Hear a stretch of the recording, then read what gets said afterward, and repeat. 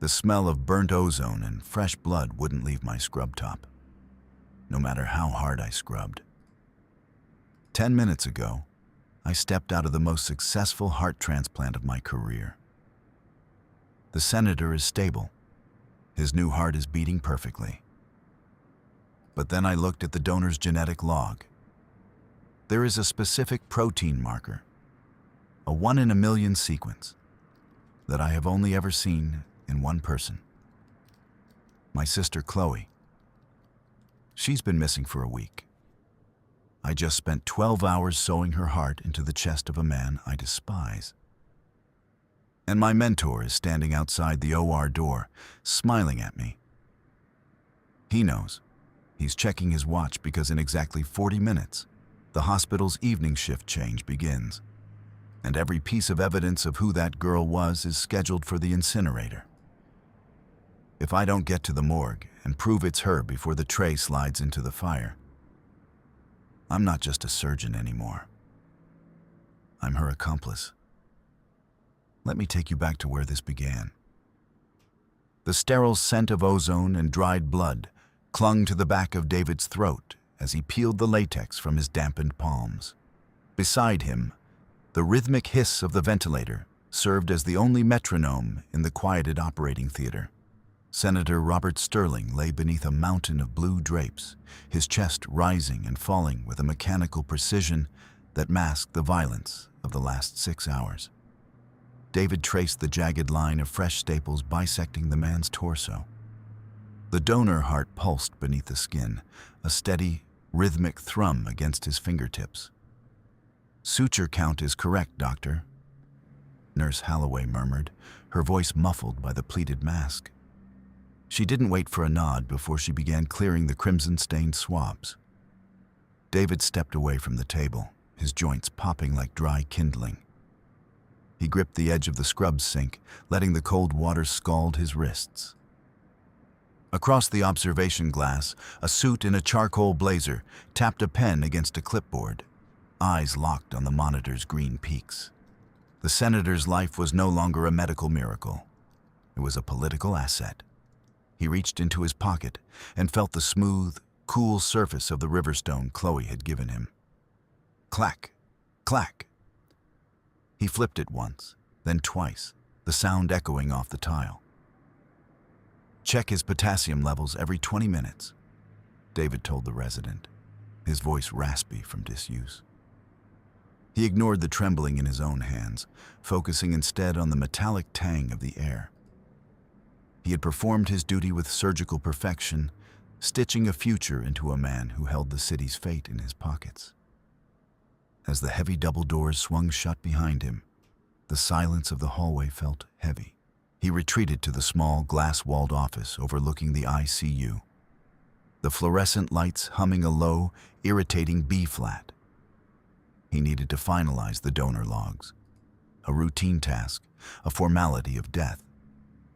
The donor was a Jane Doe, a victim of a hit-and-run in downtown Chicago, processed with a speed that usually suggested a high-profile recipient.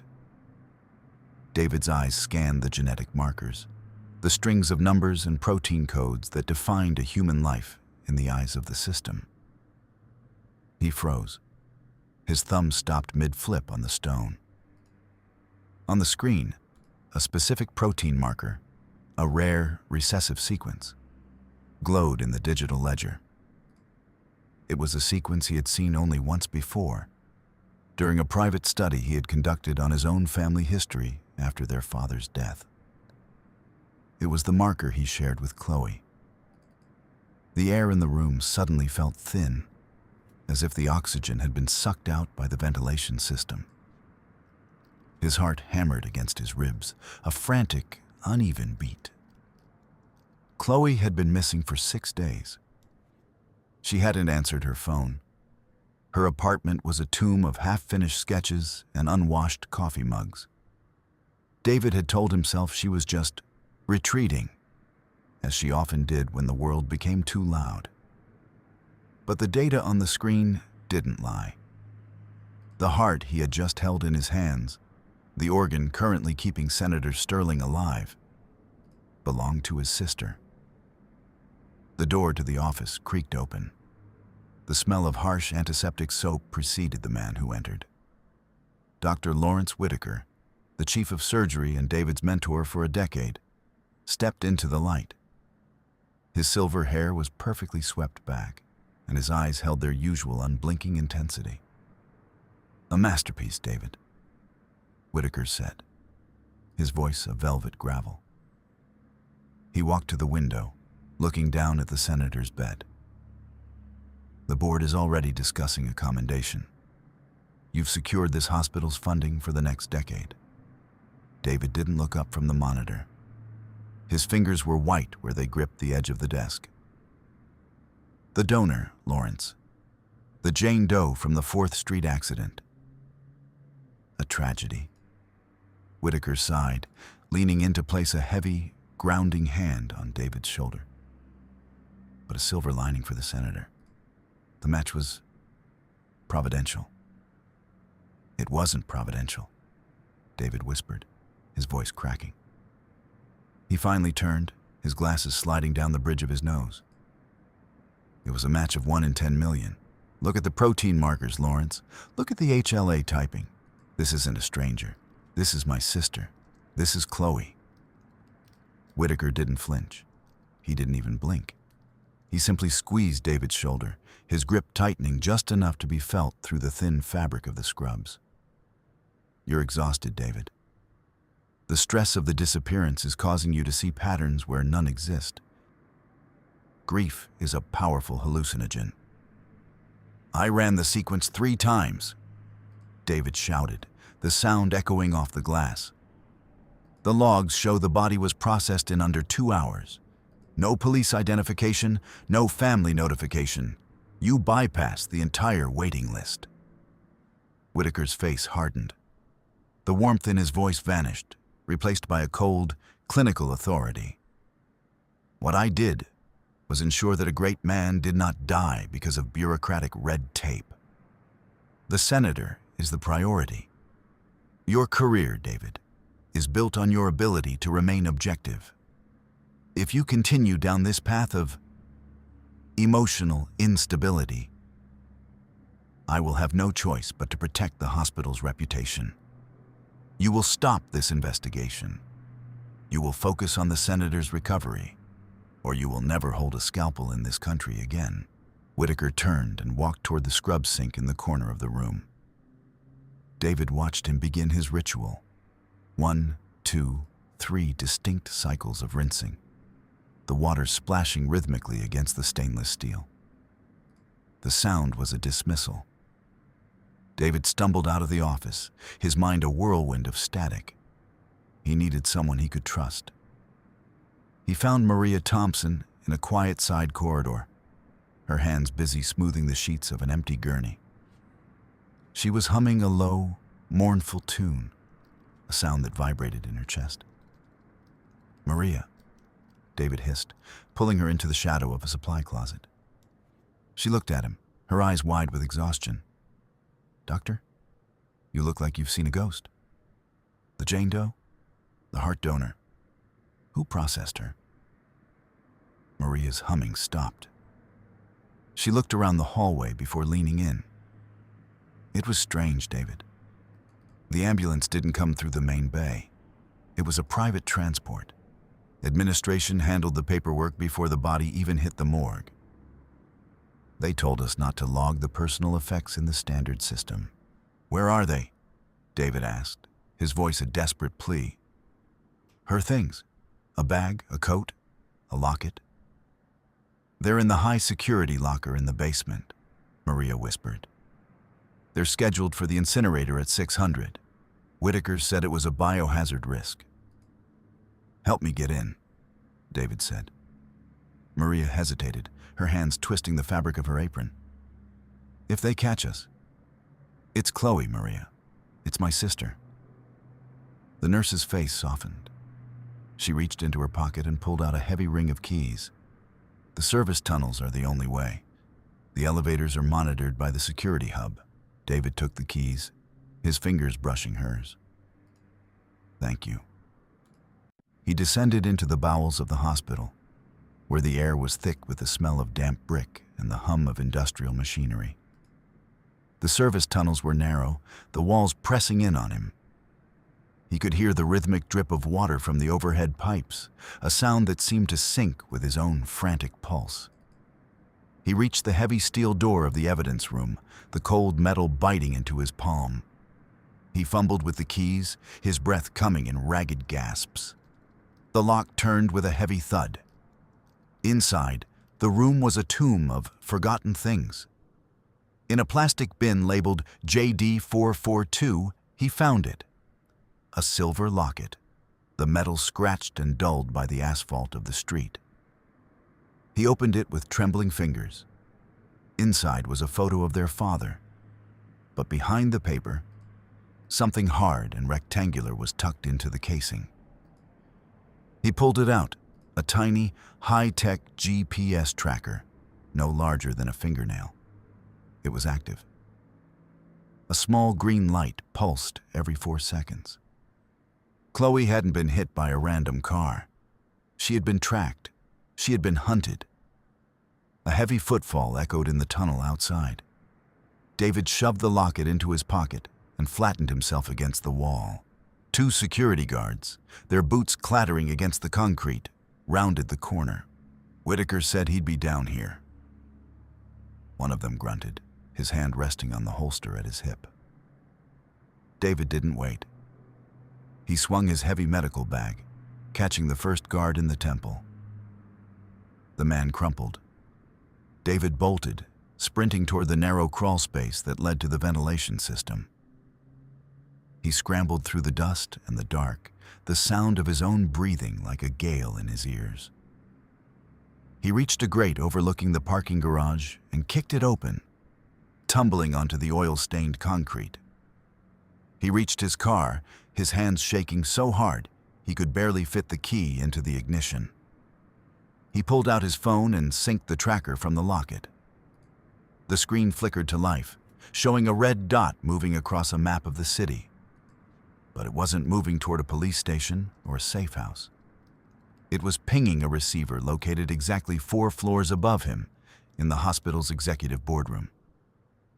He sat in the dark, the engine idling, the clack-clack of the stone in his pocket the only thing keeping him from screaming. He wasn't just a surgeon anymore. He was a witness. Morning light filtered through the smog of the city, but it brought no warmth to David's office. He had spent the night in his car, watching the hospital entrance, waiting for a sign of a trap.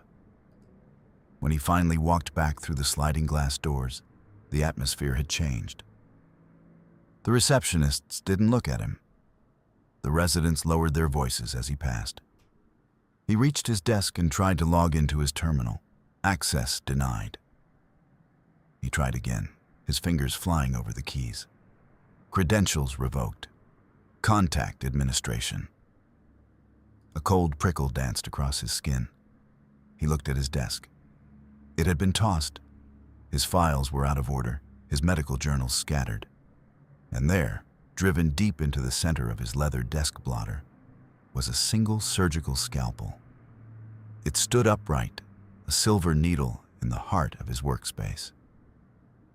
"Looking for something, Doctor?" Sarah Jenkins stood in the doorway.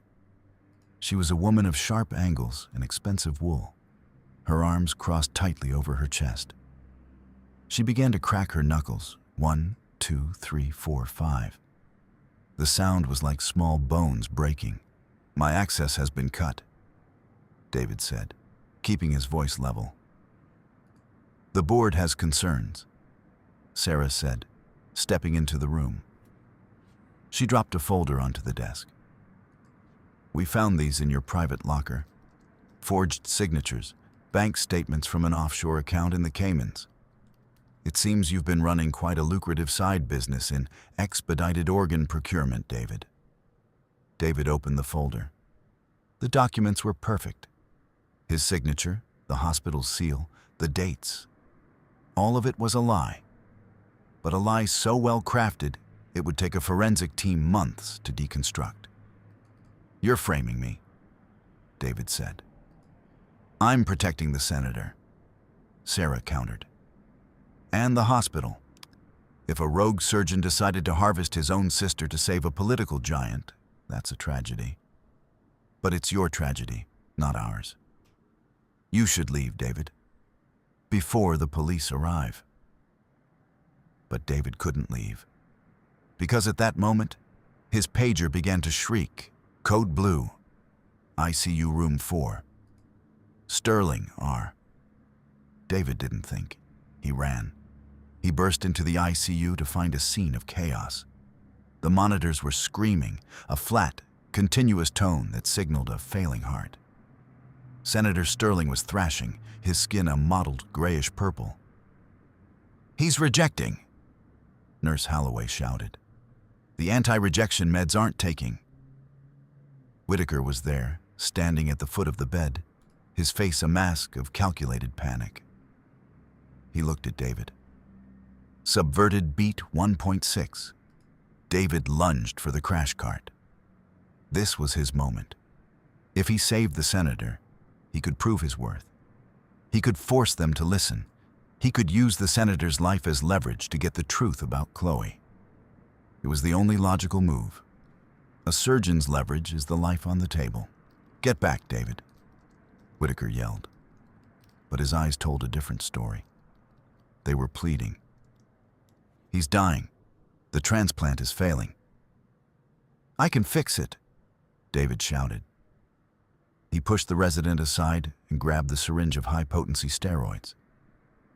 "The dosage in the protocol is too low for this tissue match. I know this heart, Lawrence.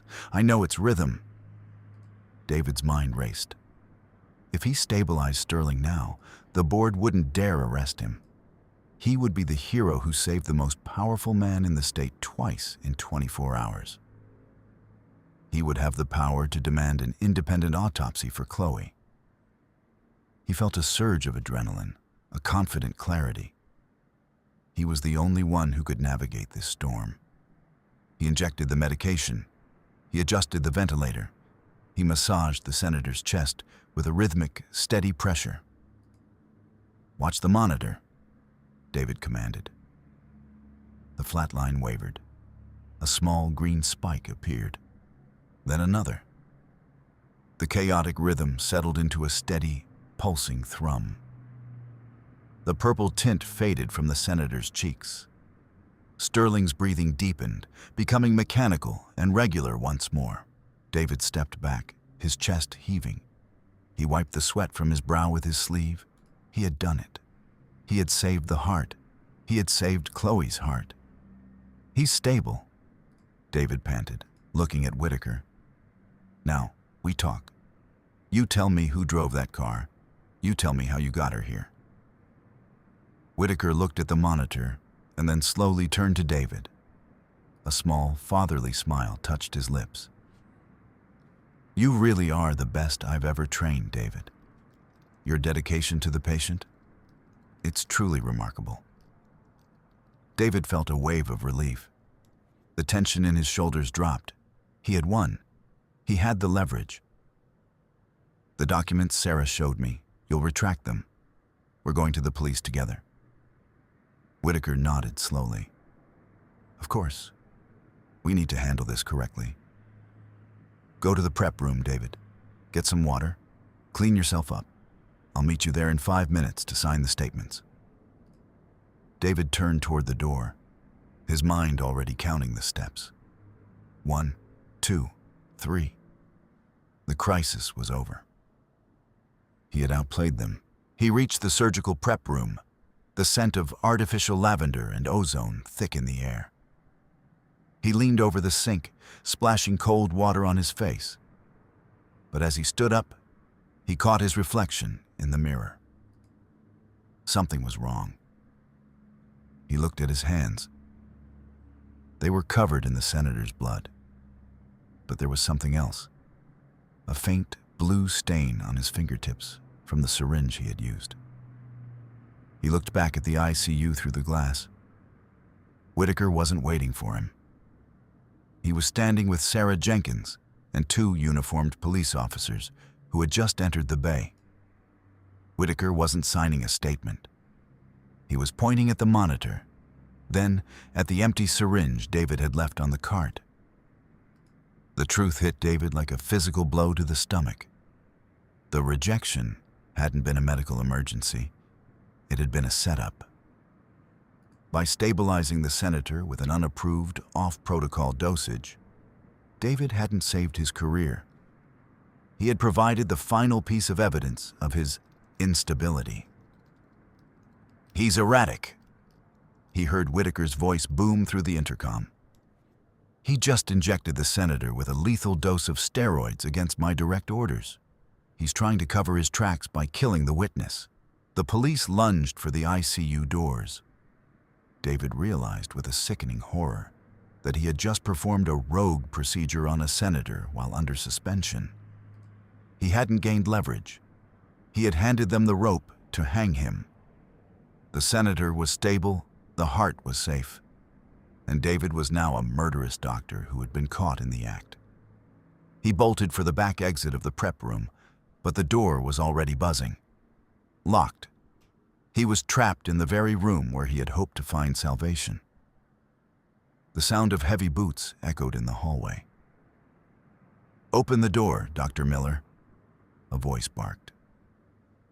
David looked at the small, narrow window of the ventilation shaft. It was his only hope. He scrambled up the cabinetry, his fingers clawing at the metal grate. He pulled himself into the dark, cold duct just as the door to the prep room burst open. The air in the vents was stale and tasted of dust. David crawled on his hands and knees, the metal groaning beneath his weight. He could hear the muffled voices of the search teams below him. "Check the labs. Seal the exits." He pushed forward, his mind a blur of grief and rage. He reached a junction and paused. Below him, through a thin mesh grate, was the surgical prep room he had just fled. A masked orderly was standing there, looking up. But the orderly wasn't looking for David. He was holding a thin, wire garrote. He looked at his watch and then at the door. He was waiting for David to return. Whitaker hadn't just wanted him arrested, he wanted him silenced. David waited until the man turned his back.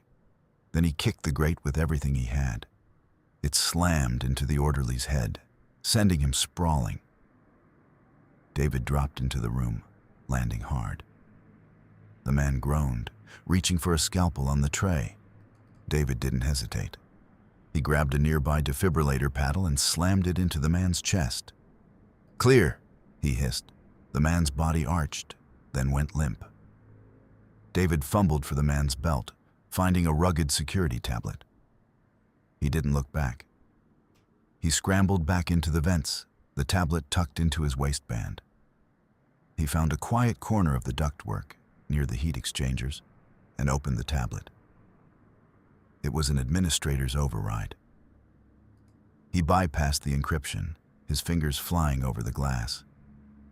He didn't look for his own files.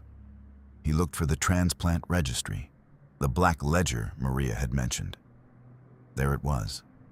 Patient, Sterling, Robert. Donor source, directed. The word directed chilled him to the bone.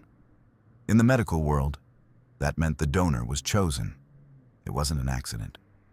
Chloe's name was there, her blood type, her rare protein marker, and next to it, a date, 3 weeks before the accident. They had been planning to take her heart while she was still painting murals in her studio. David's phone buzzed in his pocket. It was the GPS tracker from the locket. It was pinging again. He opened the map. The red dot was stationary now, located in the hospital's executive boardroom on the top floor. He began to climb. The ventilation shafts became narrower, the heat from the building's processors making the air shimmer. He reached the final grate and peered through. The boardroom was a temple of mahogany and glass. Whitaker was there, sitting at the head of the table. Sarah Jenkins stood by the window, her knuckles popping in that rhythmic, terrifying cadence. "The press is handled," Sarah said. "Miller is a ghost. The police have the forged files. By tomorrow morning, he'll be the most hated man in America." "And the son?" Whitaker asked, his voice low.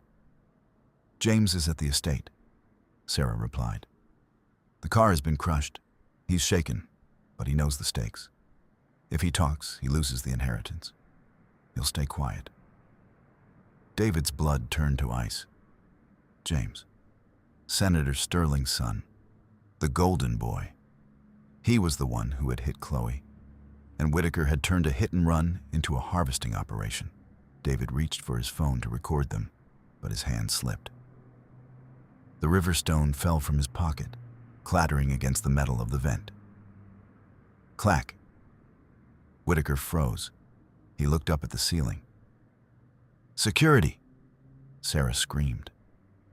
David lunged for the grate, but a hand grabbed his ankle. He was pulled backward, his face slamming into the metal. 2 guards dragged him out of the vent and threw him onto the plush carpet of the boardroom. Sarah Jenkins stepped forward, her heels clicking like a countdown. She looked down at him with a cold, robotic pity. "You should have stayed in the basement, David," she said. She turned to the guards. "Take him to the secluded ward and call the press. Tell them we've found the rogue surgeon. He's barricaded himself in the records department and he's distraught." David was dragged down the hallway, his feet kicking at the polished floor. He saw Maria Thompson standing by the nurse's station, her face pale, her hands trembling. She hummed that mournful dirge, the sound a low vibration that followed him as the elevator doors closed. The secluded ward was a place of white walls and no handles. David was cuffed to a gurney in a room that smelled of artificial lavender and old fear. Sarah Jenkins stood over him, a needle in her hand. "The narrative is simple, David. You couldn't live with the guilt of what you did to your sister. A tragic suicide. The world will weep for her, and they will curse you." She leaned in, her voice a whisper. "You were smart, David. But you were never powerful." "That's the difference."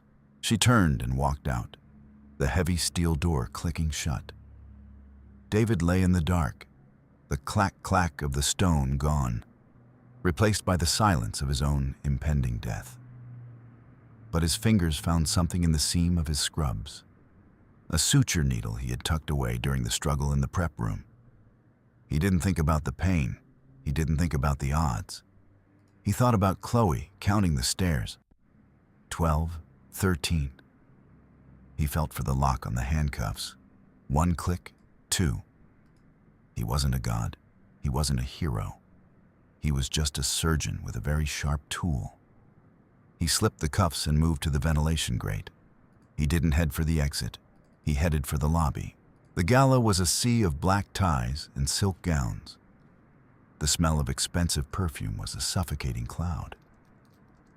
In the center of the room, a massive screen displayed the senator's face, a beacon of recovery and hope.